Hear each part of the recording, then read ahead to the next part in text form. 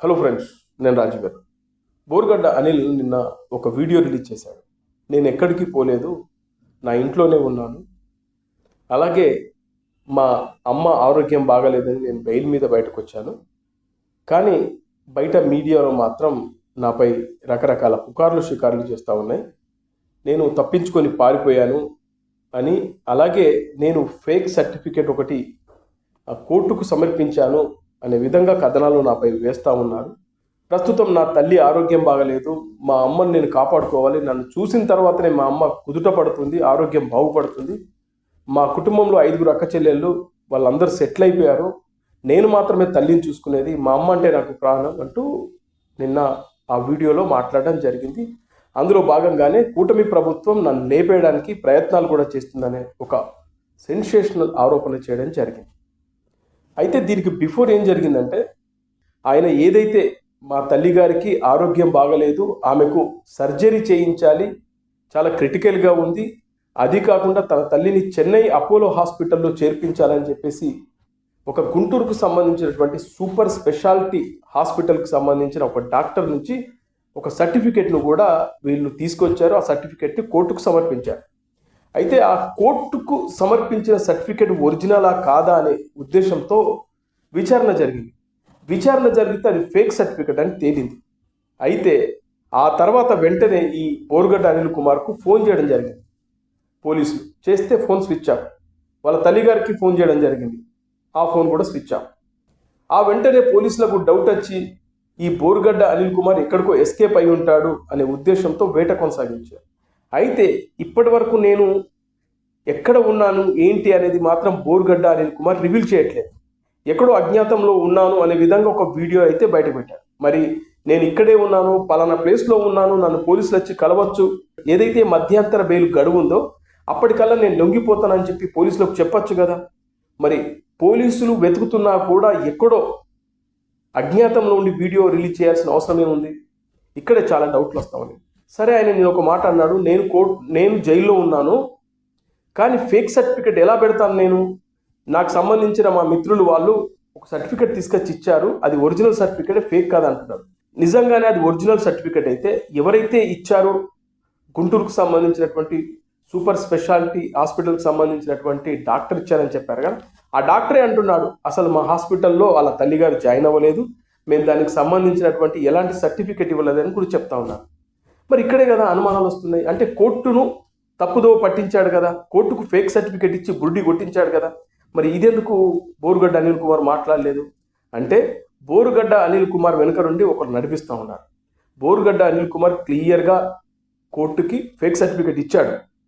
కానీ ఇప్పుడు మళ్ళీ సానుభూతి పొందడం కోసం పవన్ కళ్యాణ్ అలాగే నారా లోకేష్ కూటమి ప్రభుత్వం నన్ను టార్గెట్ చేసింది, నన్ను రేపో మాపో లేపేయబోతున్నారనే విధంగా ఒక భయంకరమైన ఆరోపణ అయితే చేశాడు. ఎందుకు అంటే తన జాగ్రత్త తను పడుతున్నాడు. రేపు ఏది జరిగినా కూటమి ప్రభుత్వం బాధ్యత అంటున్నాడు. ఎందుకు అంటే తనకు ఏదైనా జరిగితే అది కూటమి ప్రభుత్వం నుంచి జరగాలని లేదు, ఇంకెవరి ద్వారా జరిగినా అది కూటమి ప్రభుత్వం మీద వెయ్యాలనే ముందస్తు ఆలోచన చేసి ఇలాంటి భయంకరమైన ఆరోపణ చేశాడనేది కూటమి ప్రభుత్వానికి సంబంధించినటువంటి నాయకులు మాట్లాడుతున్న మాట. అయితే ఇక్కడ బోరుగడ్డ అనిల్ కుమార్ ఏ కేసులో జైలుకి వెళ్ళాడు, ఆయనపై కేసులు ఎందుకు పెట్టారు? మీ అందరికీ తెలిసిందే. పవన్ కళ్యాణ్ గారి కుటుంబాన్ని అలాగే నారా లోకేష్ కుటుంబాన్ని భయంకరంగా టార్గెట్ చేసుకొని మాట్లాడారు. ఆ వీడియోలు ఇప్పటికి కూడా యూట్యూబ్లో మనకు కనబడతా ఉంది. పవన్ కళ్యాణ్ గారి తల్లిగారిని, అలా పిల్లల్ని, అంటే ఇంకా మైనారిటీ కూడా తీరని పిల్లలపైన చాలా చాలా నీచమైన కామెంట్ చేశారు. అలాగే నారా లోకేష్ కుటుంబ సభ్యులపైన. అయితే ఇంతటి భయంకరమైన కామెంట్ చేసి నేను లేపేస్తాననే విధంగా మాట్లాడిన వ్యక్తిని అరెస్ట్ చేయకుండా ఉంటారు? అప్పుడే వైఎస్ఆర్సీపీ ప్రభుత్వంలో ఉన్నప్పుడే ఆయనపై కేసులు పెట్టారు. కానీ అప్పుడు ఆ ప్రభుత్వం పట్టించుకోలేదు, ఆయనను వెనుకేసుకొని వచ్చింది. అయితే ఇప్పుడు ఈ ప్రభుత్వం వచ్చిన తర్వాత అతన్ని అరెస్ట్ చేయడం జరిగింది, ఆ కేసులు రీఓపెన్ చేసి. అయితే ఇక్కడ నేను ఒక మాట అంటున్నాడు, నా తల్లిగారికి హెల్త్ బాగలేదు, నా తల్లి అంటే ప్రాణం, నా తల్లికి ఏమైనా అయితే నేను తట్టుకోలేను, మమ్మల్ని చిన్నప్పటి నుంచి తండ్రి లేని పిల్లల్ని పెంచింది మా తల్లి మాతృమూర్తి అని కూడా సంబోధించాడు. అంటే నీ ఒక్కరికే తల్లి ఉందా? నీ ఒక్కరికే మాతృమూర్తి కనబడుతుందా? పవన్ కళ్యాణ్ గారి తల్లిని తిట్టినప్పుడు మీ అమ్మ గుర్తుకు రాలేదా? ఆయన పిల్లలపై నీచమైన పదజాలాలు మాట్లాడినప్పుడు నీకు నీ పిల్లలు కానీ నీ చెల్లెల పిల్లలు కానీ గుర్తుకు రాలేదా? నువ్వు ఇష్టానుసారంగా వాళ్ళని తిట్టొచ్చు, గలీజ్ మాటలు మాట్లాడచ్చు.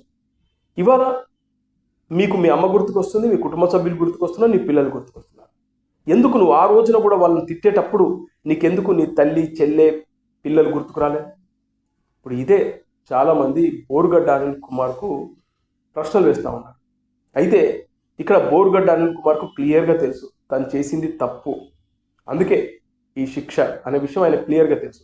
అయితే మరొక మాట మాట్లాడాడు, నేను చచ్చేదాకా వైఎస్ఆర్సీపీలో ఉంటాను, వైఎస్ఆర్సీపీ నా పార్టీ, జగనన్ననే నా దైవం, ఆరాధ్య దైవం అన్నాడు. మరి ఇదే బోరుగడ్డ అనిల్ కుమార్ గతంలో ఏమన్నాడంటే, నాకు వైఎస్ఆర్సీపీకి సంబంధం ఏంటా, వైఎస్ఆర్సీపీకి నాకు సంబంధం ఏంది, నాకంటే ఒక పార్టీ ఉంది, ఏదో నేషనల్ రిపబ్లిక్ పార్టీ అని నాకు ఒకటి ఉంది, నేను దళిత బిడ్డని అంటూ ఆ రోజున చెప్పాడు. మరి ఇవాళ ఏమంటున్నాడు, నా పార్టీ వైఎస్ఆర్సీపీ, నా జగనన్నే నేను ఆరాధ్య దైవం అంటున్నాడు.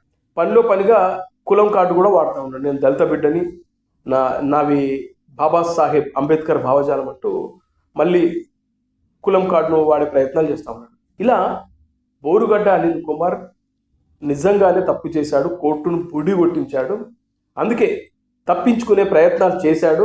కానీ ఇప్పుడు తప్పించుకుంటే నాకు ఇంకా కేసు పెద్దదవుతుంది, ఎందుకంటే కోర్టునే బుడి కొట్టిస్తే ఇంకా దారుణంగా ఉంటుంది పరిస్థితి. అందుకే మనోడు ఏం చేశాడంటే చాలా తెలివిగా ఇది ఎటో పోతుంది, ఇప్పటికైనా ఒక వీడియో రిలీజ్ చేయకపోతే బాగోదనే ఉద్దేశంతో ఎవరైతే ఇప్పుడు కూటమి ప్రభుత్వం సంబంధించిన నాయకులు మాట్లాడుతున్నట్టు కొన్ని మీడియా ఛానల్స్లో కథనాలు వస్తూ ఉన్నాయి, ఒక పెద్ద నాయకుడు అండదండలతోనే ఒక చోట ఉన్నాడు, ఇప్పుడు వాళ్ళ సూచనతోనే మనోడు ఒక వీడియో కూడా రిలీజ్ చేశాడు. అయితే ఇప్పుడు ఇక్కడ మరో డౌట్ కూటమి ప్రభుత్వానికి సంబంధించిన వ్యక్తులు చేస్తుంది ఏంటంటే, ఇప్పుడు ఇతను మధ్యంతర బెయిల్ మీద బయటకు వెళ్ళాడు, ఎవరో ఒక పెద్ద నాయకుడి సంబంధించినటువంటి ఆ ఇంట్లోనే ఎక్కడో ఉన్నాడు. ఒకవేళ రేపు జరిగితే కూటమి ప్రభుత్వం మీద వేస్తాడా? ఇది కూటమి ప్రభుత్వం సంబంధించిన వ్యక్తులు చేస్తున్న అనుమానాలు. అయితే ఇప్పటికి కూడా బోరుగడ్డ అనిల్ కుమార్ నేను ఎక్కడున్నాను ఏంటి అని చెప్పట్లేదు. అది కాకుండా తన ఫోన్ కూడా ఇప్పటివరకు కూడా ఆన్ అవ్వలేదు, పోలీసులకు సమాచారం అయితే ఇప్పటివరకు ఇవ్వలేదు. మరి మధ్యంతర బెయిల్ మీద ఉన్న వ్యక్తి పోలీసులకు సమాచారం ఇచ్చి నేను ఇక్కడ ఉన్నాను, నేను ఎక్కడికి పారిపోలేదని చెప్పాల్సిన బాధ్యత ఆయనపై ఉంది కదా. మరి ఎందుకు పోలీసులకు సమాచారం ఇవ్వకుండా ఫోన్లు స్విచ్ ఆఫ్ చేసుకుని కూర్చున్నాడు? ఇక్కడే చాలా అనుమానాలు రేకెత్తిస్తున్నాయి. అలాగే ఎవరైనా సబ్స్క్రైబ్ చేసుకోకపోతే చేసుకోండి, మన వాయిస్ని ఇంకా బలంగా వినిపిద్దాం.